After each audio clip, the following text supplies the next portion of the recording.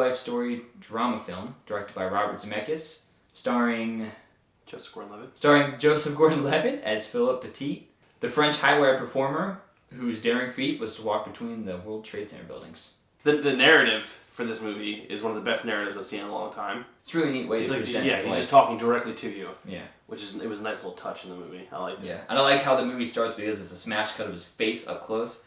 And we watched this movie in IMAX 3D, so it was like, I just wanted to touch his face. It was like this right here. Just kiss his face and just rub it and just... The movie was great in IMAX 3D. Yeah, that's one of the best things about this movie. Pretty much the way you want to see this movie. Yeah, if you don't see it in IMAX 3D, there's no point in watching the movie. A la Gravity and Avatar, this movie is one you want to see in IMAX 3D. Don't torrent it. Just say Al Akbar. I just say it. Yeah, don't torrent this movie and watch it on your fucking laptop. $16. Little man. Just pay the $18.75 and go see the movie in IMAX 3D. It's an experience. It's an experience. That's what I'm just going to talk about right now. The end scene. The whole sequence at the end with this coup that he has. With the wire. With the wire and the walking between the two buildings. My palms were sweaty. My heart was racing. There's talks of people having vertigo watching this movie. And throwing up. I don't have vertigo, but I'm scared of heights. So, the moment the camera pans down and his feet are fucking walking on this wire, and you just see like the buildings and... Jesus Christ. It was so good. It gets your heart pumping, and the sound design and just everything. The creaking of the wire and the wind from high up. It's fantastic. One of my favorite composers did the soundtrack score for this movie, Alan Silvestri, who did the Avengers theme. John Ralphio from Parks and Rec is in the movie. He just comes out of it. There was somebody in the movie that was like, he looks like John Ralphio, and then John Ralphio shows up like 10 minutes later. There was an elevator operator who looked like Sacha Baron Cohen. Yeah, he did. And he had the mustache and everything. And I saw him and I went, see you like crepes.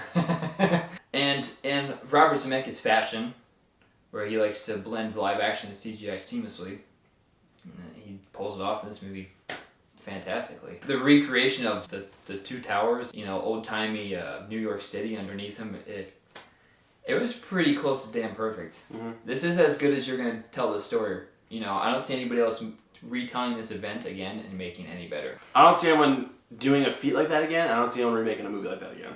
He pretty much immediately towards the beginning of the film becomes interested in walking between the two towers. He sees it in a magazine. And everything from there is built up and putting together this kind of coup to do this. Joseph Gordon-Levitt was amazing.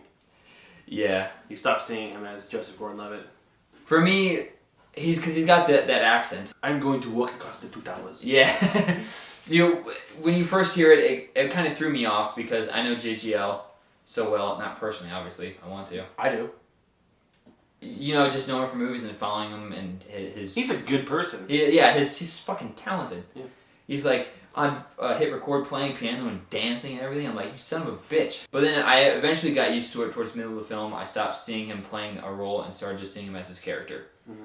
Which was still, which was good. I could have went through the whole movie and still just saw it as JGL. Yeah, it did take me a little bit, but it was awesome. He did a good job as recreating this because I saw the documentary, saw the guy talks. My only problem, really, with the film is everything before the final scene.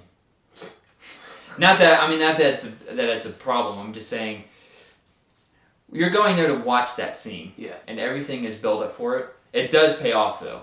It's just that everything before that final scene isn't really as interesting. It's easier to get through because of JGL's charm and because of his character. It was funny. It had some funny parts in it. Yeah, and you kind of see him start going crazy, and he's losing his mind because he's getting closer to this event of him walking between these two towers, 110 stories up in the air. There was one guy who was a stoner dude, and he was a fucking terrible actor.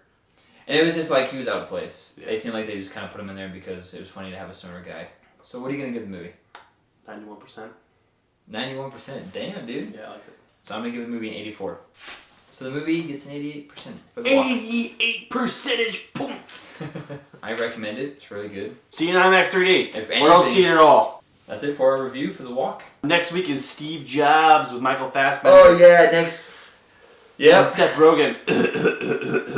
Going to see that for my birthday. Steve Jobs. His birthday. We each got a free movie ticket, so it's free. I didn't get one. Yeah. How are you going? How did you get one during that movie then? You gotta check your points then. I'm so fucking pissed off. I lost my last movie ticket. Free movie ticket. I don't know where it went. It must have been in the theaters and I took my phone out or something. And it pushed the ticket out. God damn it. The Spectre's coming up soon. Spectre!